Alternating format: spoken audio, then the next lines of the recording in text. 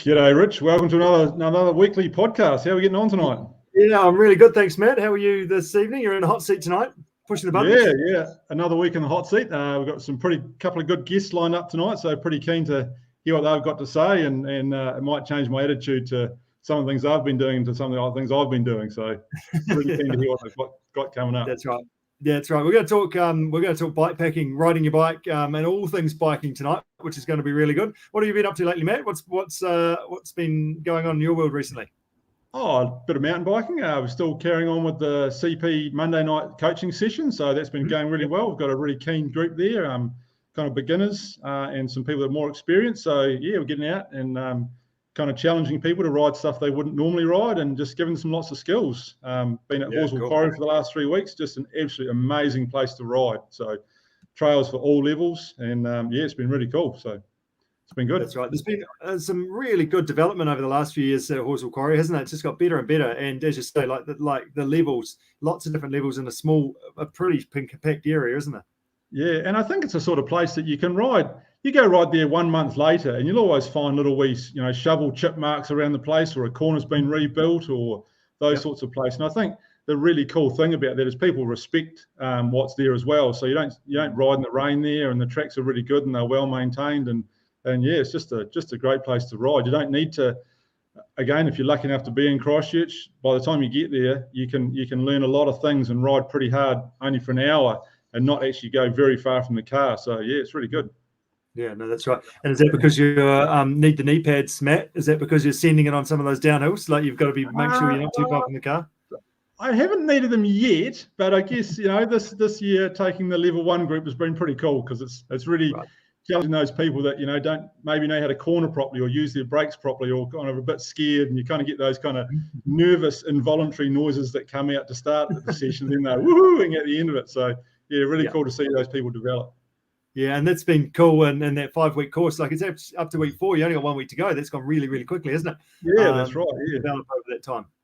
Yep, no, it's been really cool. So we go up to bottom of Rapaki, up to Montgomery Spur next week, and have a hoon around there, and that's just really cool place for people to just put all those skills into practice. So yep, we're looking forward to the group kind of coming on next year and seeing what people can learn over Christmas from this group, and where they're going to ride and those sorts of things. So that's right. Yeah. And I've been doing lots of bike stuff as well, with our morning Zwift session, being beaten by Eric Fulton, who's our veteran in the veteran category. And I really wanted to beat him on Monday too, but he's got up and snuck his nose out in front of me. No, that was last Friday, but maybe Monday as well. And then also our Wednesday road group. We had 32 people riding last Wednesday, which is super cool, and really cool to get some skills going on, some cornering and bits and pieces.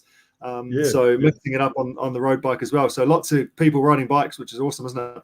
Yeah, especially this time of year. It's being a bit lighter, a bit later, and it's just cool to be out. I myself have been with a few of those bunch rides on Wednesday nights, and it's just cool to see all the new people that come along and just want to learn something different. Everyone wants to learn something different, whether it's been riding in a bunch, or how to climb, or how to descend, or all those sorts of skills that people use for a whole lot of different events too. So it's really, really good to see people coming out and making the effort to come out and learn something, and just have a bit of a hit out that you wouldn't normally have by yourself. That's right. Yep. So moving on to our show that we've got tonight. So number 62 of our CP Media podcast, which is pretty awesome. Jonathan Kennett and Brett Laden. So Jonathan, just a bit of a background on him. Is a bit of a pioneer of the mountain biking and cycle touring in New Zealand, the whole industry, to be honest. He was riding mountain bikes along with his brothers Simon and Paul, before mountain bikes were even called mountain bikes. I was thinking about my first mountain bike was a fully rigid number, and you'd probably almost call it a gravel bike these days. But as soon as you started putting suspension on, it meant that you went faster, and when you hit the tree, it happened faster. So it increased the suspension was really based on whether you had 25 psi in your tires or 30, wasn't it? That was pretty much. That's one. So they've together published 9 cycle history books. So we're going to have a bit of a chat about that tonight, and 15 guidebooks, which I've got one of sitting right here. And actually, I'll just show you right now. There was actually Jonathan Kennett signed this in 2013 when I did the Karapoti Classic. So how good is that? Have you done some other trips out of that book? There has been a few trips. Yeah, you can see it's sort of reasonably well thumbed.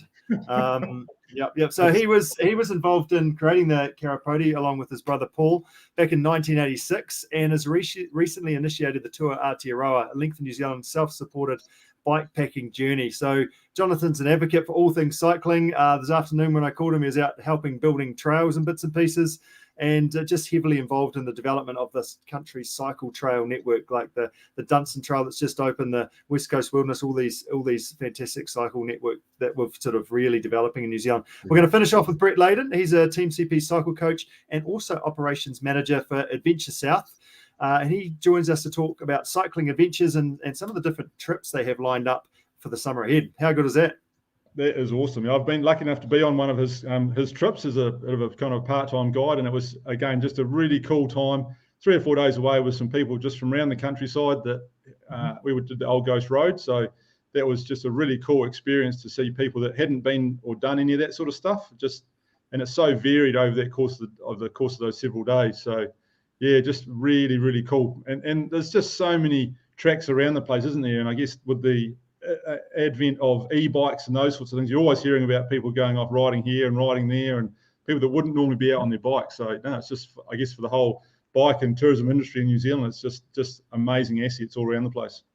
That's right. And if you're watching this live, you'll see that the Evo Cycles little symbols down the bottom right-hand corner, which means that tonight, if you make a comment, ask a question, give us some feedback. Some feedback is what Rich is trying to say. If he's got a bit of Kiwi internet, maybe not playing the ball tonight. No, he's still not there. But yeah, again, put your comments in the chat, and we'll talk about those a bit later on. So if you've got a really good comment there, you might even win a prize for the night. So let's get started and bring Jonathan in. Jonathan, how are we getting on? Hi there. Really good, thanks, Matt. Thanks for having me on the show. Yeah, so you're a bit of a legend around this part of the world in terms of bike packing and adventure biking, and I guess heading on trails to just see what's around and see how far they go and those sorts of things, right?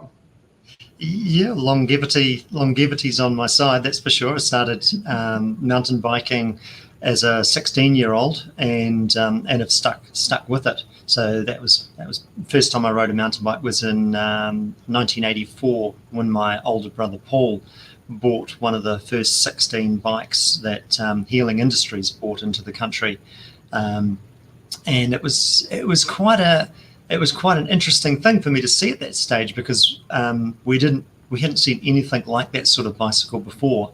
The only reason my brother Paul bought it was because he'd been doing off-road cycling, but doing it on old bicycles that he'd gone to police auctions and bought.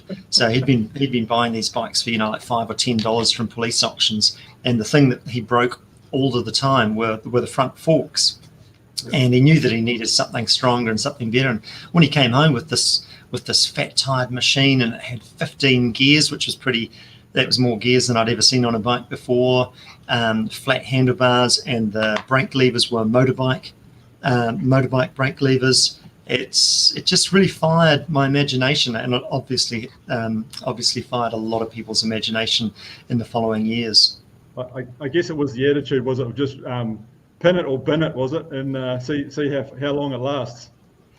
Yeah, pretty much. Absolutely. Yeah, you just go and find out how much you could ride by pushing it to the limit and then a little bit further. Yeah, cool. Hey, I'm just gonna break there. Looks like we've got Richard back on the line. The Kiwi internet's come back online. You there, Rich? Yeah, I am. You might just want to hang around, Matt, just in case. I'm sure what happened there. Just went into a dark zone through a tunnel. I don't know what's happened. Yeah, you just like pause for a little bit. So I thought I'd carry you again and see how we got on. Yeah, good. Keep doing that. That's fantastic. Crikey, we've got sirens. Not here. Is that you? That's in Lincoln, is it, Matt? No, not here. Anyway, I'm going to jump out and let you guys carry on, eh? Nice work. So tell us a little bit about, I guess, where your journey. Tell us a bit about your journey and your background, Jonathan. Well, when I went to university, I just got into the outdoors, joined the tramping club and the caving club and the canoeing club. There wasn't a mountain bike club, but in my first year at university, or just a little bit before, my older brother Paul had bought a mountain bike, and my brother Simon was into cycle touring, but he started following Paul around on his mountain bike, and within a few months he'd broken his cycle touring bike, so he then went and bought a mountain bike. And I was into motorbikes actually as a teenager, but I could see that they were having more fun than me. So I sold my motorbike and bought a mountain bike as well. And so in no time at all three of us were exploring together. And we had to go exploring because there were no mountain bike tracks at all in the 1980s. They just didn't exist.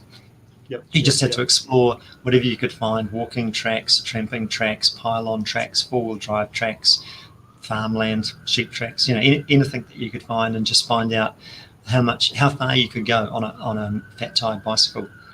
Yeah, so good. I got into biking more so when I went to university down to Leyden, and back in those days we'd ride night rides on some of the walking tracks, unofficially now, but that was where you did it because there wasn't really many mountain bike tracks, as you say. It was relatively limited. What was at that stage, was the negativity towards mountain biking and you riding on some of these trails, or was that sort of almost predating that?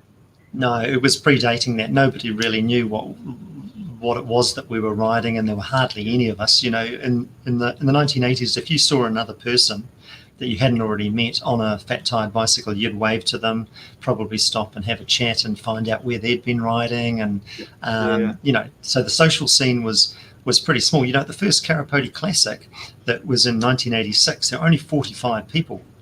Yep. And 10 years later, there were 1,000 people. So the growth curve was incredible from 1986 to 1996.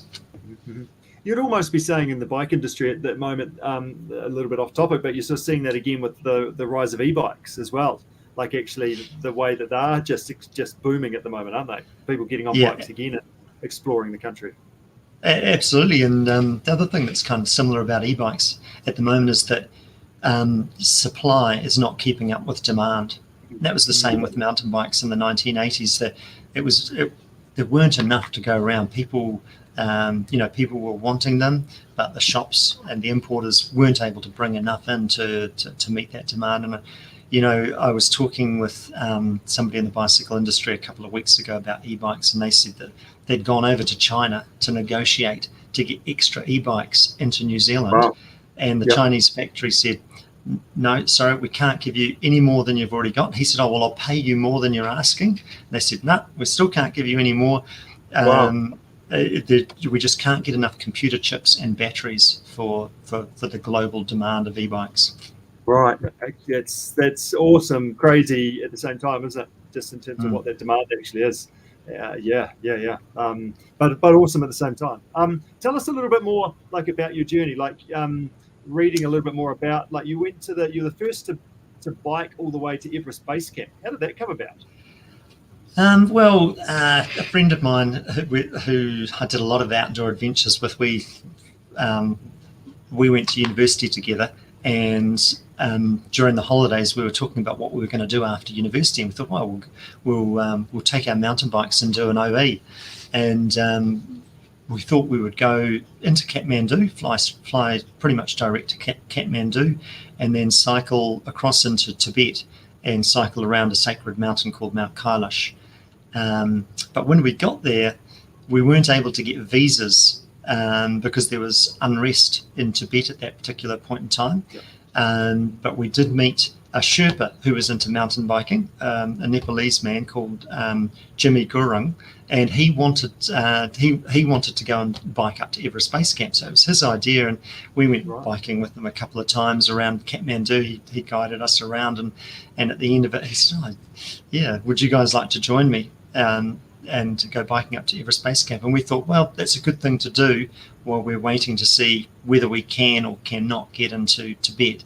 So off we headed with him to cycle up to Everest Base Camp, and that ended up being actually the biggest adventure of our overseas experience.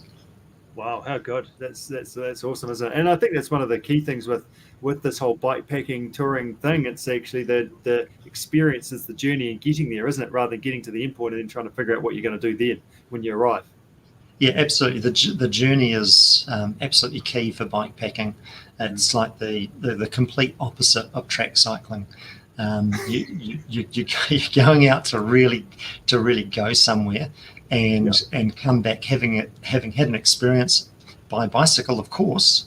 But you will have seen landscapes and met people and had challenges that are unique to bike packing. That's right, 100%. You've written 15 different guidebooks, and I think I mentioned right at the start that I've got this is version number 8 of the mountain bike rides. Of all of those different mountain bikes, like, you must have ridden a lot of trails in New Zealand. Like, looking at all this, obviously there's a bit of help with putting this together. Yep. But how many of those have you actually ridden yourself? Like, have you got around most of that book? Yeah, I will have ridden over 80% of the rides that are in that book. And at one stage, in the first 6 or 7 editions, I had this goal of riding every mountain bike track in New Zealand. And that goal was achievable in the first few editions. And then people got into building tracks big time. and it got to the point, shortly after that edition was written, it got to the point where people were building tracks faster than you could go out and explore them. And there are now well over 1,000 specific mountain bike tracks in New Zealand, and that's just phenomenal. So essentially now, I don't think any individual has a chance of riding all of the mountain bike tracks in the country. Yes. So of those, like, maybe reflecting back, have you got a favourite, like, mountain bike track, and why? I know this is well, it is a little bit, but I'd have to say that the favourite would probably be the Old Ghost Road. Okay. And I'm sure that's a lot of people's favourite. It's 85 kilometre long single track. Most of it was purpose built for cycling, and takes you into phenomenal scenery. It's a really good challenge, but not dangerous if you've got the skills. So yeah, there's actually a couple of other tracks on the west coast in that area as well that are sort of similar, deliver the same sort of goods as far as I'm concerned, and that's the Heafy track and the Paparoa track, which has been more recently opened. Yeah, no, so good. So probably that brings me to my next question: is there any that are still on the to-do list, or like that I need to get there and do that one on the high priority list? There's one track which I haven't done, which is getting an awful lot of riding at the moment. It opened earlier in the year, the Lake Dunstan Trail, and I haven't yet had a chance to get down there, and partly because of COVID. But I've got that on. I've got a big trip planned this summer, which will take in the Lake Dunstan Trail. So that's for those who don't know, that's a trail that goes from Clyde to Bannockburn and Cromwell, and it's beside Lake Dunstan. It's had a section of trail built around a cliff edge on a cantilevered boardwalk, big suspension bridges. It's really, really stunning scenery. It's grade 3, so it's relatively easy, but still just stunning scenery. And it's the only ride of the New Zealand Cycle Trail Great Rides that I haven't ridden. Yeah. And I love that, in the fact of lots of people are heading down to do that recently, and it's a destination, isn't it? Like, let's go and do that. That's part of our holiday, like, to go and ride that particular trail, which is so good, isn't it? That the amount of investment and time and energy putting into making something actually really special, in terms of the way that they've made that section around that piece of rock overhanging the lake. It's incredible, isn't it? Yeah, they've done a fantastic job. The designer was a local guy down there called Tim Dennis, and he'd designed some of the other great rides in that area as well, the Clutha Gold and the Lake Dunstan and the Roxburgh Gorge Trail. And I think Tim's now quite clearly one of the master trail builders in New Zealand. Yeah, fantastic. So you've been heavily involved in the Cycle Trail Network as it's been built, and the sort of cycle touring element of these I guess journeys. What are you currently working on, and also what would you like to see developed in the future? Well, what I'm currently working on is connecting all of the rides together. So there's 23 great rides, and there's around about 2,800 kilometres of those great rides, and they're being extended, I don't know, probably by about 50 kilometres a year. And then on top of that, there are 30 Heartland rides, and the Heartland rides are predominantly on road, but there are bits of off road amongst them. And that's around about 3,500 kilometres Heartland rides. So together, we've got 63% of the complete network, which will be about 10,000 kilometres when it's completed. So we're going to have a completed New Zealand Cycle Trail network in 5 or 10 years. I'm not exactly sure how long it's going to take. A 10,000 kilometre network which will be connected around the country and will enable you to basically to plan a trip from almost wherever you want to go to the next place via some really, really awesome riding opportunities. So that's my, I guess that's the main thing that I'm working on at the moment. Yep. And is there any sort of key developments happening or things are going to open up in the near future that maybe you could give us an inside scoop on? There's a lot of funding has been approved for connecting the great rides that are in the Otago Southern Lakes district. So there's money for the Lake Dunstan Trail, for example, to be pushed through the Karapoti Gorge to the Queenstown network. Now, when that happens, that's going to be another phenomenal ride. But that whole network of rides is going to connect around Otago Southern Lakes, and it'll be just over a 500 kilometre connected off-road network in that part of New Zealand, and that's bloody significant, really. That's a long way, yeah, absolutely. And that'll take in all the Otago Rail Trail all the way up to Dunedin, just about, won't it? Yeah. It'll be the Otago Rail Trail, the Roxburgh Gorge, the Queenstown Trails, the Clutha Gold, and the Clutha Gold at the moment is being extended from Lawrence down to Milton and into Lake Waihola, and then from Lake Waihola there's going to be a Heartland ride that takes you through to Dunedin. Right. So good. That's fantastic. Speaking of bike packing, is there a piece of bike packing equipment that you just won't leave home without? My bicycle. Okay. Well, we should say after that's pretty key. Yep. But is there something that just makes your journey a little bit better in terms of when you're on the bike or when you're camping at the end of the day? One of the things that would be easy to forget, which I haven't yet on a really long trip, would be chamois cream. So that's a critical thing to take with you. But otherwise, I guess thinking about the bespoke bags that you can have built to fit your bag. I have a really good frame bag made by a local Wellington company called Stealth. And it fits perfectly in my frame. So that's one of the things that I always strap onto my bike if I'm doing any overnight trip. Yeah, good. And that just means that it's central where the weight's being carried, isn't it? So it helps your bike handling as you're riding some of those more trickier spots. Yeah, but there is an odd thing that I do, which some people copy but not many, and that is if I'm going to do a really long trip, I'll usually find some snow foam, some thin snow foam, and tape it around my handlebars and my bar ends. Because as you probably heard, one of the worst things that can happen that you don't expect to happen when you're bike packing is you can get nerve damage in your hands from the constant pressure. If you're doing long hours, 12 or 13 hours, then you can get nerve damage in your hands. So if I tape some snow foam around there to start with, and it actually changes shape over the days, and that's a good thing because the pressure points change as well. I guess that's especially on gravel type sections and the jarring of that. Is that when that tends to happen more? Yeah, the gravel in particular, because if you're on really rough stuff, then you're moving around and changing your hand position so much that doesn't happen.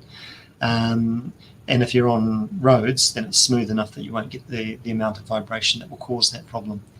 Yeah, nice. Any advice for beginners? Hey, I want to sort of get into the swing of this and see if I can do it's really talking about overnight, aren't we? Like actually getting out and riding a bike, staying overnight and then riding back again, or a journey from A to B. Any advice for people that are looking to try and get into that? Yep. Look, the key thing is to try and keep it fun. Just recognize that you're out there to enjoy yourself. And so pick trips that you've wanted to do for a while, and make those your training trips rather than going out and doing something that's for a particular length of time or a particular amount of altitude.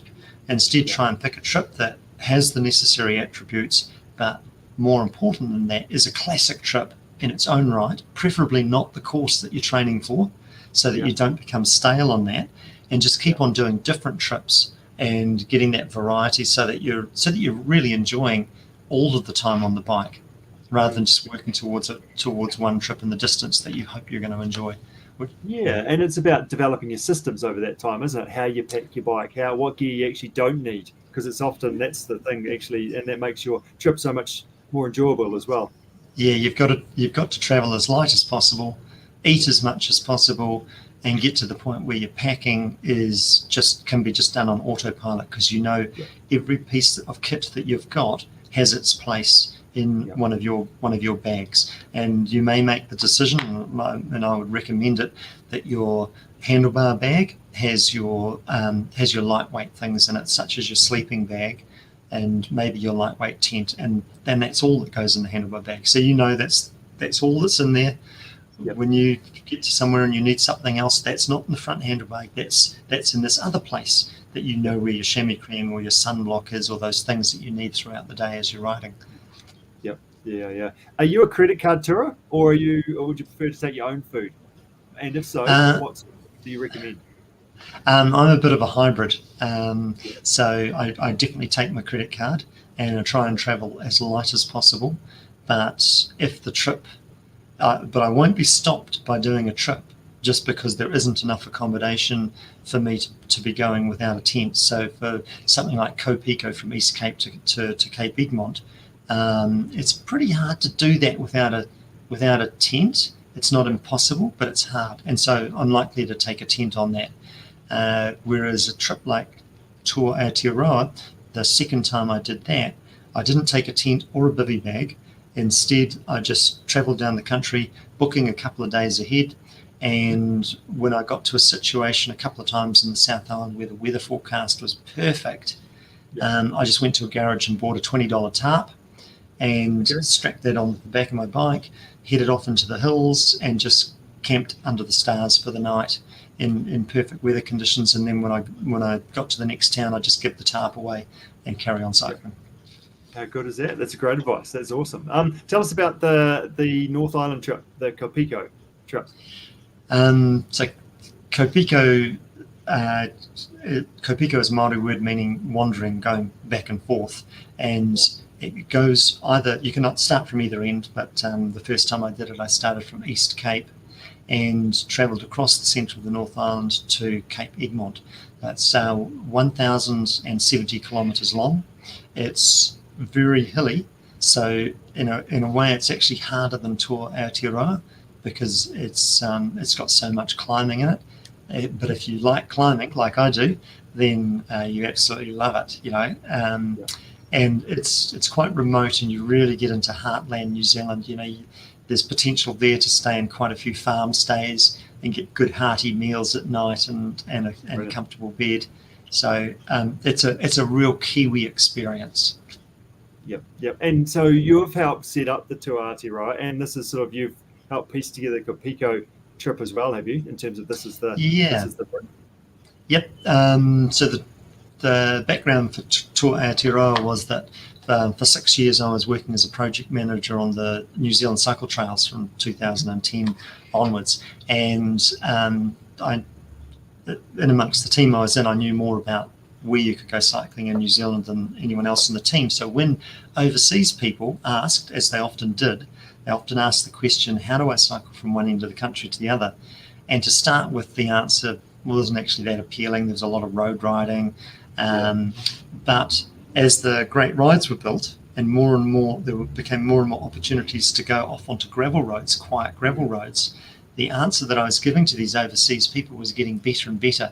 And after 5 years, the answer was so good that I thought, I've got to do this ride myself. It looks awesome now.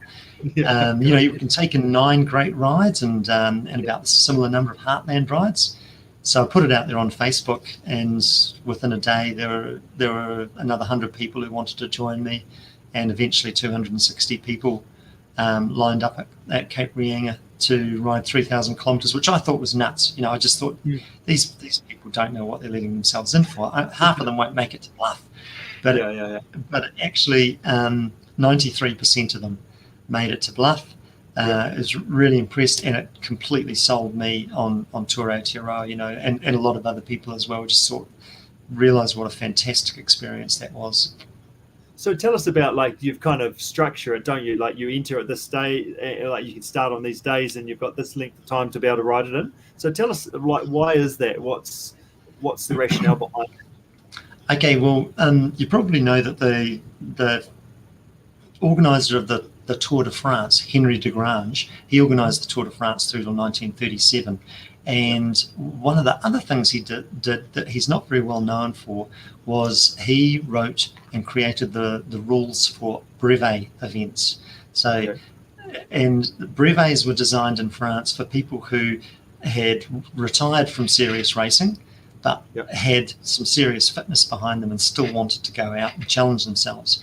And the Breve format was that you would ride from the start to a checkpoint, stop, sign in, wait for everyone, cycle to the next checkpoint, sign in, and you did this throughout a very, very long course.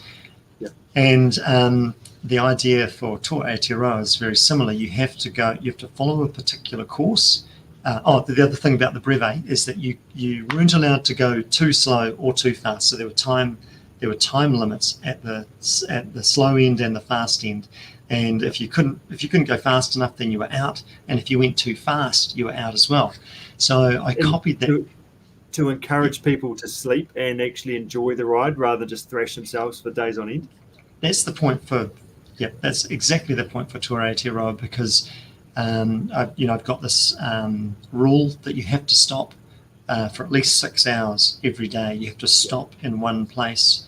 And that's not only for safety, but it's also for people's own enjoyment. So the fastest you're allowed to do Tour Aotearoa in is 10 days, and the slowest is 30 days.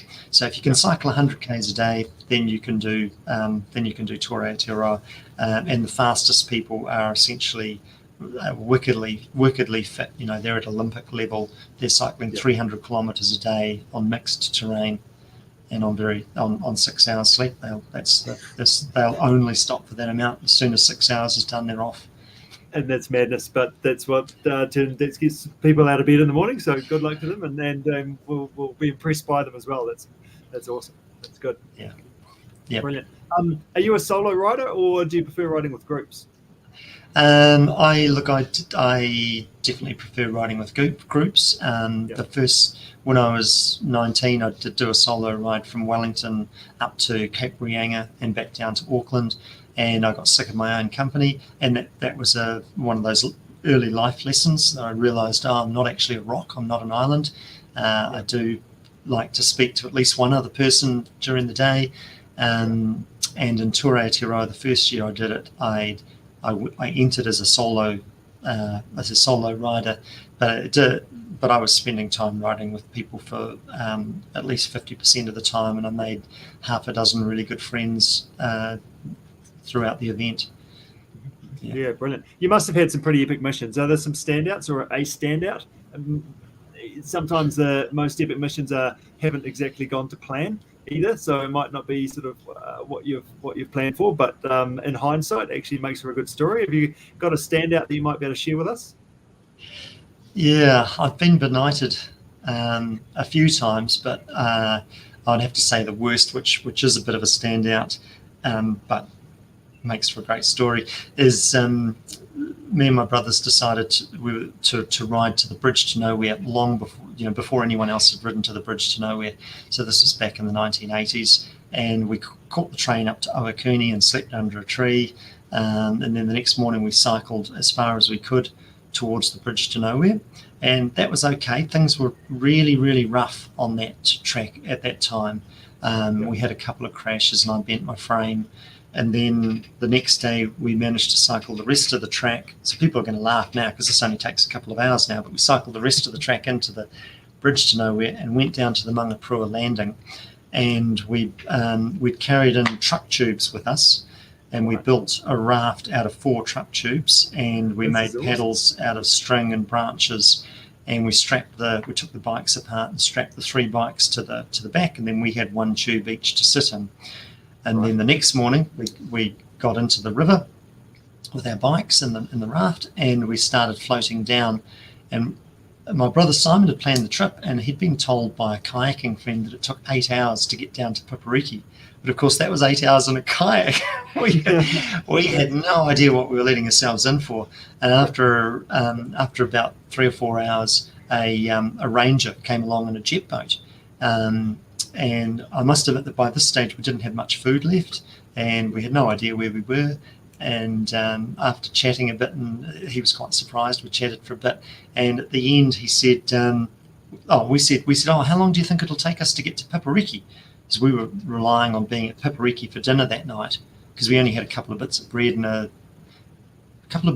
muesli bar, and a soup sachet left. And he said, at that rate, probably 3 or 4 days. and then he said, have you boys got enough food? And we just lied. And we said, yep, we're fine. Thanks very much. He took off in his jet boat, and we carried on down the river. But as soon as he was out of sight, that was it. We were paddling our guts out for the rest of the day, and we didn't we didn't make it to Pipariki that night. We ended up paddling down in the dark with all we could see were stars and some glowworms on the banks every now and again, and a bit of white water. And we tipped out at one stage in one of the last rapids, and luckily there was a landing that's long since gone now, but it was about 5 k's upstream Pipariki. We stopped for the night, and we had 1 soup sachet for dinner, so we made that up and shared the 1 Maggi soup sachet. And then the next morning we had the muesli bar, and in our family the rule was I cut, you choose. So the muesli bar was very, very carefully cut into 3 pieces. Then the others chose, and then we cycled 60 kilometres on that muesli bar. And by the time we got to the first town, I was so starved that I could hardly eat. I don't know if you've ever experienced that, Richard, but we'd been going for hours, and eventually we got some food. I almost threw up, but we got some food into ourselves, and then we had to cycle from there, which was near Wanganui, to Martin to catch the 3 o'clock train to get back to Wellington. And it wasn't very long after we were on the train before we were planning the next trip. It's so good. So over how many days and nights was that in the end? So that was three and a half days. 3.5. And 2 days. 2 days cycling into the Bridge to Nowhere, which now you do in a day, no worries. And then 1 day down the river, and then another day until 3 o'clock. So almost, actually 4 days really, through to Martin. I think that was 100 or 120 k's all up. Yeah. No cell phones in those days either, Jonathan. No cell phones. There was no lifeline whatsoever. If something had gone wrong, we would have been. You had to look after yourself. Absolutely. Yeah, so good. As you say, it makes for a good story, and I'm pleased as you flipped out that the bike stayed attached as well. That would have made another level of story as well. So it feels like you just about need to go and recreate that one now, just about, do you? I don't think we could. We couldn't. We know too much. We couldn't possibly do that again. No, and enjoy it. Good stuff. You've got a new book out as well. Tell us a little bit about that.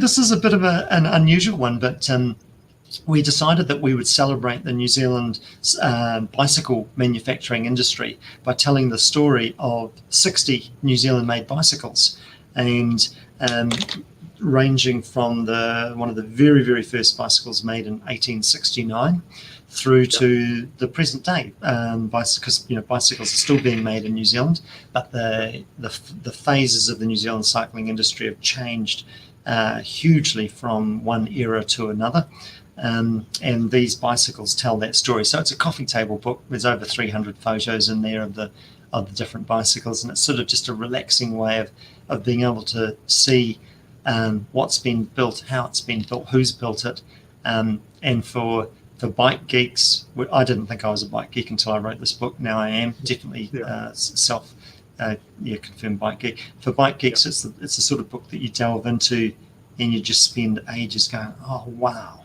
far out. I can't believe that somebody thought to do that. And that they were, that somebody was able to build a full suspension bicycle in 1889. When I found that bicycle, it was kind of like, I just can't believe what I'm looking at. And there are a whole bunch of bikes throughout the last 150 years that people look at and go, we made those. Those were made in New Zealand. It's incredible. Yeah. And way before the time that they were due. So are these bikes that are still about now that you went to research and find? Is that, and then you've written up and find out more about them? Absolutely. And sometimes the like that full suspension bike, for example, nobody knew that was made in New Zealand until the first COVID lockdown. And then the person who owned the bike thought, oh, well, I've got some spare time in my hands. I'm going to really just do my best job to try and figure out where this bicycle came from. And so he was detailing it, he was cleaning it down to the nth degree, and he found these tiny little stamped letters that said Wallaby patent. And so he thought, okay, I'm going to check the New Zealand patents just to see, could this possibly have been made in New Zealand? And sure enough, he eventually found the patent drawings, printed them out, looked at the bicycle he had in his garage and went, yep, that is a Wallaby. And then he was able to go on to Papers Past, and he found out where it was made, who made it, when it was made, that it won an award in an exhibition down in Dunedin, and who ended up owning that bicycle and how it made its journey from being manufactured in Christchurch to ending up in his garage. Wow, that's awesome. That is pretty cool. I could listen to you for hours, Jonathan, and some of your stories. I think I was having a wee giggle to myself when you're telling your story about rafting down the river, and I'm sure there's a lot of people say, "Oh, I've got this hell of a story." It's like, probably don't ask that question to Jonathan. No, he'll like trump you every time. Not necessarily. There's some crazy adventures out there that people have had. Yeah. So one of the questions is from our viewers tonight. Do you prefer a gravel bike or a mountain bike? I guess it probably depends where you're going, but it does depend where I'm going. I actually quite like both. So I've had a couple of gravel bikes and have enjoyed that. To me, the gravel bike brings back that feeling of cycle touring because of the drop bars. So I really like that. But if because I'm getting a little bit older now, I'm in my 50s and I need a little bit of comfort, having some suspension on the front is really valuable for both gravel roads and off-road. So for something like Tour Aotearoa, you could do Tour Aotearoa on a gravel bike, but it would be better if you were A, young, and B, quite skilled, actually quite skilled. So in the first year, there was a guy who did it on a cyclocross bike, and he loved it, but he had also been a champion mountain biker. So he had those skills that meant he could take a cyclocross bike and enjoy himself on rough tracks. But if you need the comfort, if you need a bit of extra comfort, then having more volume in your tyres, if you're on a gravel bike, or having some front suspension, or at least a little bit of handlebar suspension, does make a big difference. And comfort is king on those long rides. Yeah, definitely. I guess it's interesting when you see all these different events around the place, what machines people turn up with. I remember doing Pioneer, we passed this guy that was on a single speeder cranking up to the snow farm. It's just like, man, what are you doing? But he was there to enjoy himself, and hats off to him. He made it through the course. So yeah. Good on him. So hey, thanks very much for your time on the show tonight. As I said, we could listen to you for hours, and it's really, really exciting to hear what's going on behind the scenes around New Zealand trail networks and those sorts of things. And I think all it does is just fizzes us up to get out and ride our bikes and get in the car and go somewhere and put the keys away and just head out on two wheels. Well, the lucky thing for us in New Zealand is that there are more mountain bike tracks and more trails being built all the time. We're not going to run out of new experiences to have, and the quality is getting better and better every year. So we're incredibly lucky to be living in New Zealand at this time. We're gonna finish off with a quick 5 questions for you, Jonathan, just to wrap things up. Get a bit more of a you have to answer quickly and not think about it too much. But I'm going to kick off with a favourite dessert. What's your favourite dessert? Cheesecake. Good. A fancy. Does that go at the back of the panniers? You can buy cheesecakes from the supermarket that you make up in the hills. Yep. They're quite filling. My question to that was going to be, how long does a cheesecake last in the backcountry? I know how long a custard square lasts, but never tried a cheesecake for longevity. No, you have to make it. You buy the mixture and you make it when you get to your campsite. I'd be more thinking that you buy Sarah, whatever it is, you know. And Sarah Lee, they're good. Chop it up and away you go. Yeah. A fancy meal in or a fancy meal out? Home cooked meal or fancy meal out? I quite like a fancy meal in if I've been riding a long distance. So one of the unusual things about me is I'm a vegetarian until I've cycled 70 kilometres, and then I'm a meat eater. Brilliant. I'd go along with that. Yeah. What's your favourite snack to eat while out on an adventure? I find it hard to go past a banana. I used to be into 1 square meals big time, but I've OD'd on them, and I have to be pretty desperate to eat a 1 square meal now, but I can still knock back a banana. Yeah, nice. What have you got next, mate? Anything? That was me. What's your go-to breakfast? Go-to breakfast. Well, if I have to carry something, then it'll be something just like muesli with milk powder in it, and then I just chuck the water in. If I have to carry something on the go. But if I'm riding and I can stop at a hotel or something, to be honest, I can't eat a really big breakfast and then ride. I know a lot of people love the bacon and eggs and everything, but I find that quite tricky. So I'd prefer to have a light breakfast of toast and a smoothie or orange juice or something, and then ride, work up an appetite, and then have a second breakfast once my appetite's done. So you've moved on from your 1/3 of a muesli bar for breakfast then? Thank God. Yeah, that was desperate. Nice. And to finish up, what's your favourite ride? Look, it's Tour Aotearoa. And the funny thing is, last week, me and my brothers, we were meeting with Ashley Bloomfield. He's a keen mountain biker as well. And we just met with him to, say thanks for all he's doing and give him a couple of books. And he asked us one at a time, what's your favourite ride? He asked that exact same question. And my brother Simon answered first, and he said, Tour Aotearoa. Then I was asked, it's Tour Aotearoa for me too. And then Paul was asked, hate to be unoriginal, but it was Tour Aotearoa. Yeah, so we all did them at different times, but we all love Tour Aotearoa. Long live long rides. That's what I say. Brilliant. Really cool. Hey, Jonathan, thank you so much for your time and enthusiasm and sharing all your stories and little snippets of gold and everything you've given us tonight. Really, really appreciate that, and keep doing the wonderful work you're doing. And I look forward to catching up again soon. You're welcome. Thanks very much. Thanks, Ka kite See you. Bye-bye. So we're going biking tomorrow. Yeah, I'm excited. Absolutely. Yeah, definitely needs a bike ride. And cycle touring is so good. It's the best way to, or bikepacking as I should call it now. I've told I was old by calling it cycle touring, but just the best way to go and have a good adventure, isn't it? We rode as a family the rail trail earlier this year. And we Fletch on his little wheels. He was 7, did the whole lot of it, and just got a good system up with the kids, and they loved it. It was so good. But I think the key thing is, as Jonathan was saying, is just don't rush. Try and make it fun, and food is key. As long as you're eating well and having stops when you need to, then it's good. Everyone's happy. Yeah, and I guess we've done a lot of riding together, and there's always that kind of enjoyment about going and beating yourself up for 12 hours and seeing how far we can get out in backcountry, which is a lot of fun. But I guess to turn that around and say, well, if you take that same trip and do over 2 or 3 days, you just see so much more, and it's a bit more relaxed. And sure, you've got to take a bit of gear with you, but completely different experience, isn't it? And we've done some trips over 3 days, and you do become quite relaxed after the 3rd day. You're not so fizzed up. You kind of calm down after a bit, don't you? And we'll just go slow today. Yeah, exactly. Oh, it's really cool.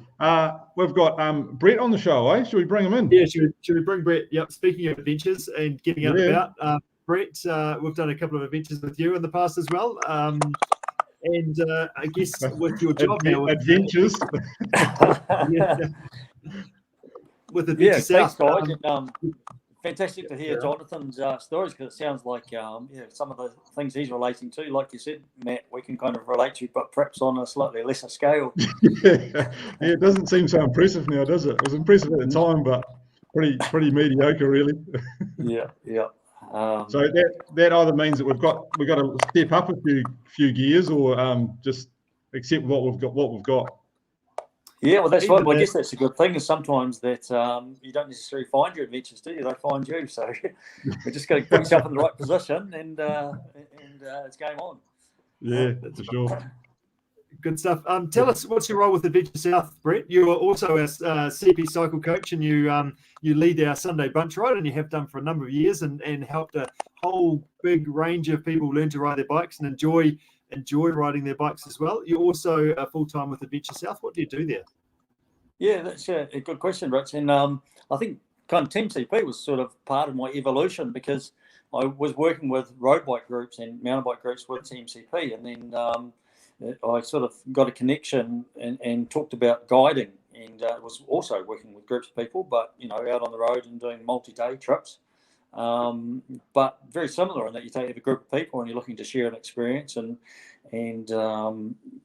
sometimes build some skills along the way, but show off, in the case of guiding, showing off our country. And it was a lot of fun, and there's a lot of nice cafes, and as we said earlier in the piece, New Zealand's a fantastic place to be. So I enjoyed the guiding, and for a while I sort of worked that in with the coaching, and then I was lucky enough to get a role in the office with Adventure South. So I've got an operations manager role now, and just kind of looking after our team of guides. We've got a brilliant team on board, and I think it's one of the things that makes Adventure South sort of super special for me, is that the people that we connect with and the people that we get in front of a group of people as they go on trips around the country are just fantastic, and it's a really nice way to connect with sort of regions where you're sort of having your own experience, you're making your own way through an environment like you might do on a bike picking trip. But when you've got someone who's can kind of show you the way and can take you to some fantastic out of the way accommodation and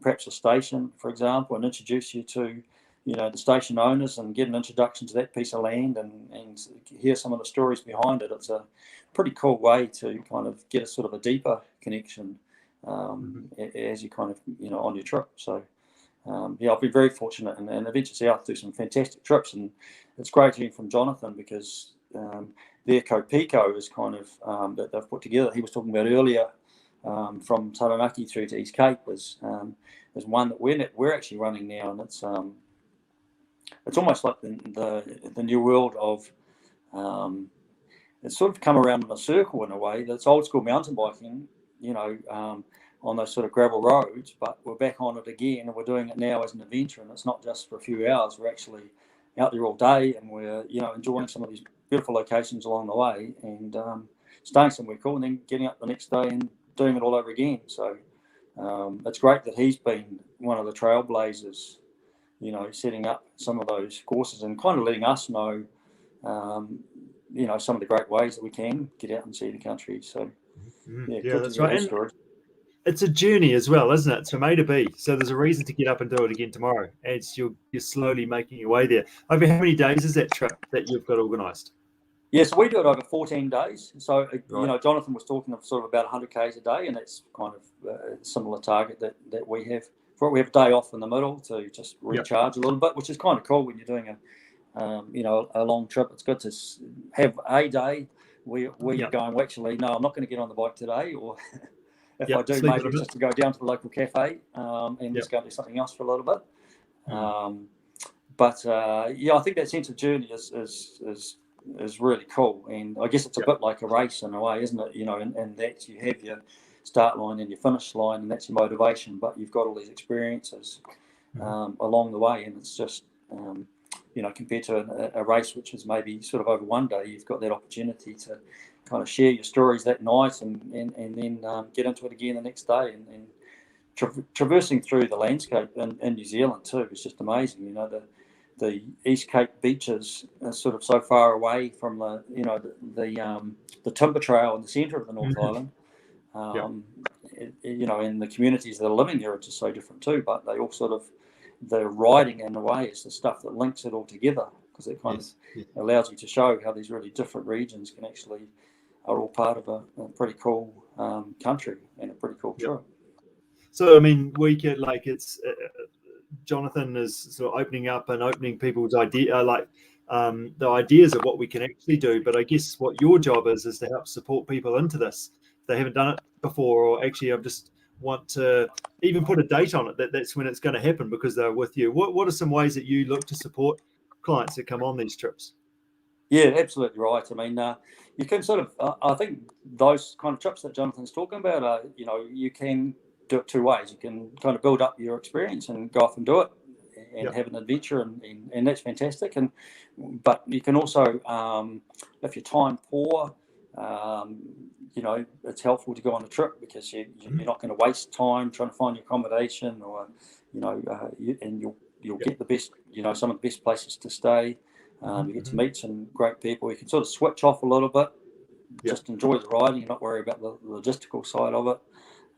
There's a van there, so if you do have a bike issue, or if you decide that maybe you'll just get a wee lift to the top of this hill and then cruise down the other side of it, then it's kind of can make it quite a relaxed experience for maybe someone who doesn't have the kind of the hardcore riding background, or like I said, is a little bit time poor.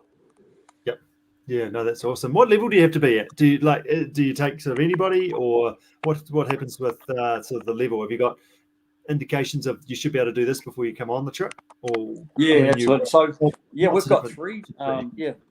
We've got three kind of bike packing trips on offer at the moment, and they're both great.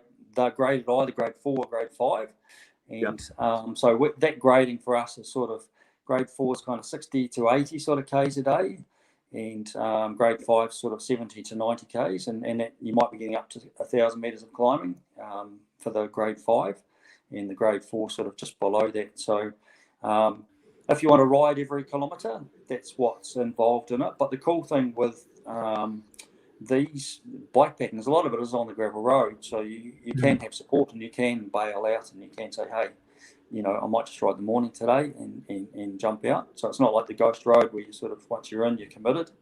You can cherry pick from the experience, which is cool, because say if you want to go with your partner, maybe your partner doesn't ride quite so much, and you can ride the whole thing, and he or she can just ride bits and pieces and jump in the van where they want to and hang out with the guide for a little bit.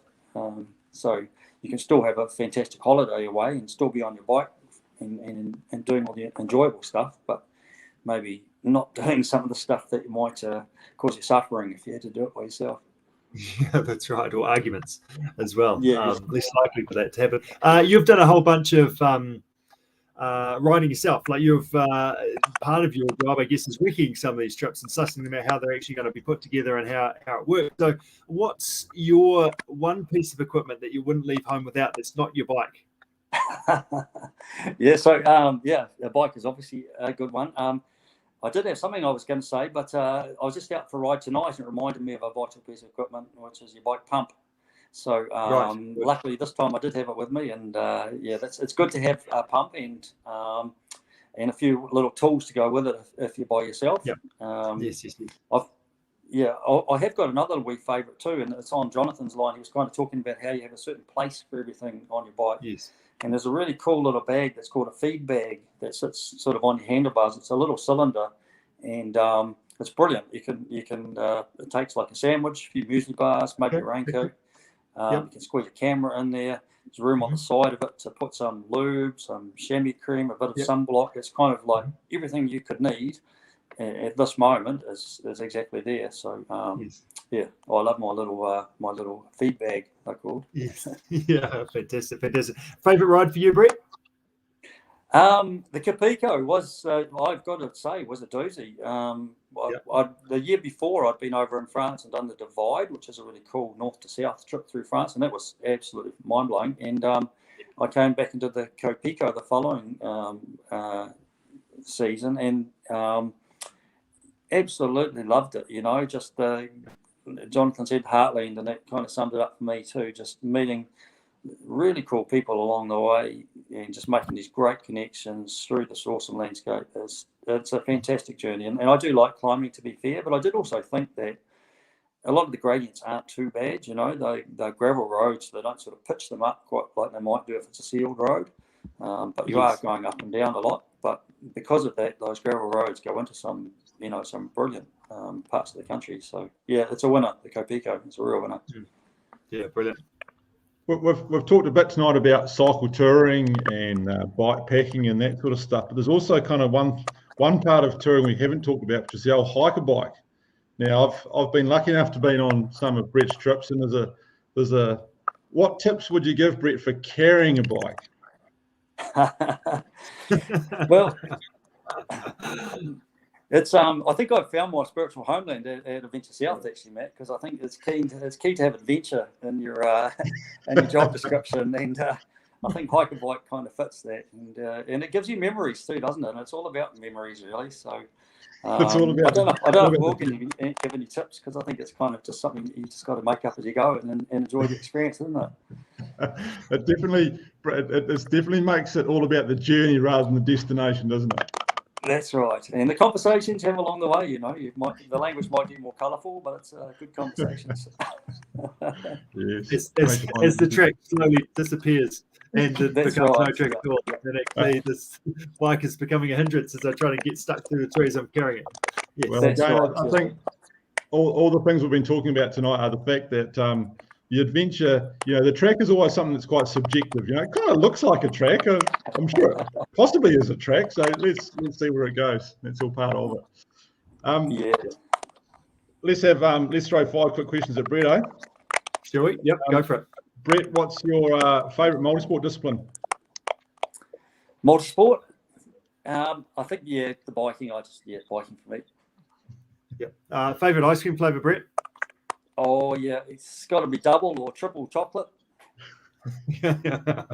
Quadruple chocolate was a thing, it'd be that. If I had quadruple, yeah, absolutely. Yeah, size large. What a fancy meal out or a home cooked meal? I think home cooked, yeah, can't beat a good home cooked meal. It's nice to go out, but yeah, brilliant. What's your favourite snack to eat while out on an adventure, Brett? Fun snack food is kind of anything that I've got, really, because I tend to go quite light, so often I don't take stuff. So whenever I do, it's always a bonus that I can go, oh, that's brilliant. I'll put a wee. It might be just a Marmite sandwich or something, but if you're out the back somewhere, all of a sudden you go, wow, that's awesome. That's why my experience with you, Richard, earlier in the early days when you pull out custard squares, you just it raised you in my estimation, by so much when you were able to do that and the back. Yes, that was such a brilliant move. Well, that's where the custard square actually started on a road game that we did many years ago, and I was like, well, standing in the bakery, what am I going to get? We need to have something, so threw a couple of custard squares in there, and it was pretty tasty in the middle of a 12-hour road game, wasn't it? Oh, it was brilliant, and I was so impressed because this was the head coach I was out with, and nutrition is obviously a big component of sport, and you pulled this out. I was just like, wow, that's brilliant. I love it. Cool. Where's your favourite place to be? I think on the bike, really. I love getting out and just having adventures, and I was thinking about the big trips. You're talking about the Kopico, but I remember one I did training for to go over to France to check out all my gear. I rode out to Godley Head and put up a tent at Godley Head. And that's only on my doorstep, but to go out there with my new bike packing kit on my bike and put up a tent and get some fish and chips and thunder and stay at Godley Head at the old gun emplacements out there. It was brilliant. So yeah, your bike can just take you on adventures, can't it? And that's what I love about it. Yeah. So you guys at Adventure South got a busy season coming up, kind of winging into summer? Yeah, we've been really hit and miss, unfortunately, with Auckland and Waikato coming in and out of lockdown. We've had a busy sort of November lined up, and then that sort of it's still coming along nicely, But next sort of January, February, March, we're pumping, yeah. So fingers crossed that Auckland stays with us. Fingers crossed that double vaxxed Aussies can come and play in New Zealand as well. Yeah, it's going to be fantastic, and really looking forward to it. So yeah, Popito trip we've got going out next year. We've got a North Island gravel, we've got a South Island gravel trip as well going out, and so those are new trips for us and doing new things this season that we've not done before. So really exciting, really exciting. Yeah. If you're interested, just at the bottom of the screen there is the Adventure South website. Just jump on that, and I'm sure you can get in touch with Brett and get all the information you can know about when trips are on, where they're going, what you need, how much they are, what sort of port there is, and all those good things. So, yeah, awesome. Well done. Good stuff. Thanks for your time, Brett. Love your work. Hey, thanks. Yeah, look forward to getting out and experiencing, enjoying another ride sometime soon. Or hike a bike. Yeah, absolutely. Yeah, let's have an adventure. Maybe bike's optional, eh? Yeah, you did notice that. Anyway. Yeah, you did notice, Richard, that tonight both guests said that the first thing they take on an adventure is a bike. So yeah, that's I would probably need to go along with that. So yeah, thanks, Brett. We'll catch up soon. Yeah, sounds good. Thanks, guys. Yeah. Well done. Thanks, Matt. Thanks for joining us. What's been your key takeaway sort of from tonight's guests that we've had, Jonathan and Brett? I think just do it. Make a plan and just, don't extend yourself too far, but take what you need. Plan around a few get out points if you need to, whether you don't need to kind of, as I say, there's so many opportunities around the country that you can stay in bed and breakfast and those sorts of things. And you don't need to be kind of stuck under a tractor somewhere in the back of beyond, or those sorts of things. Sure, there's those opportunities for people, but yeah, there's just so many options to get around the countryside, and whether you do kind of link a few tracks up, yes. As I say, I think you just got to get your bike on and just go and do it. Get out there. And I think on that, it really just means that we need to put our diaries together with a few others and go, right, this is when we're going to do it, and a few others, so you commit to that date. And let's go and get amongst it and make sure it actually happens. That's the thing with events. They have the date and you have to get there by that date. But you can create that for yourself. And it's just on our doorstep. It's actually really, really there. And if obviously Adventure South, it's a great accessible option to help you with those dates or help you with a bit of extra support and things to make sure you go out there and have an awesome, awesome adventure. Yeah, and I guess from where we come from, we do a lot of that kind of background stuff of supporting people along the way, and there's a huge amount of logistics that go into that. And whilst it's enjoyable to see everybody doing what they're doing, that there is a lot of hard work. And for some of the support packages that Adventure South have, how cool is it where you set that goal 6 months in advance, whatever it is, you pay your money and you just turn up with a bike and a bag of stuff and enjoy yourself for 14 days. It'd be, how could you not?